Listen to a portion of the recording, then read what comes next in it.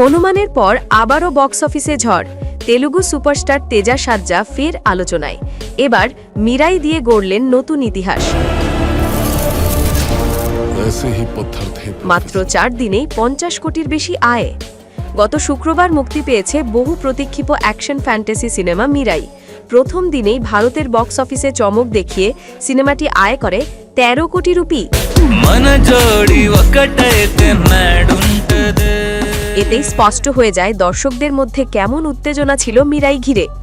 সচনীলকে তথ্য অনুযায়ী মুক্তির 4 দিনের মধ্যেই সিনেমাটি ভারতীয় বক্স অফিস থেকে আয় করেছে 50 কোটিরও বেশি। শুক্রবার 13 কোটি, শনিবার 15 কোটি, রবিবার 17 কোটি, সোমবার 6 কোটিরও বেশি। সব মিলিয়ে 50 কোটির মাইল ফলক অনায়াসেই ছুঁয়ে ফেলেছে মিরাই। প্রযোজনা সংস্থা পিপল মিডিয়া ফ্যাক্টরি এর দাবি, প্রথম 4 দিনেই বিশ্বব্যাপী আয় 81.2 কোটি রুপি। এই সিনেমায় তেজা সাজ্জা অভিনয় করেছেন বেধ চরিত্রে, যিনি এক রহস্যময়ী ও শক্তিশালী যোদ্ধা। 9 books, 100 questions। অন্যদিকে মহাবীর লামা চরিত্রে রয়েছেন মাঞ্চু মনোজ।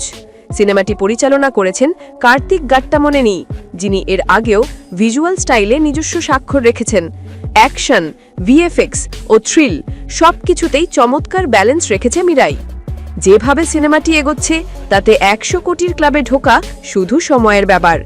দর্শকরা বলছেন গ্রাফিক্স অসাধারণ।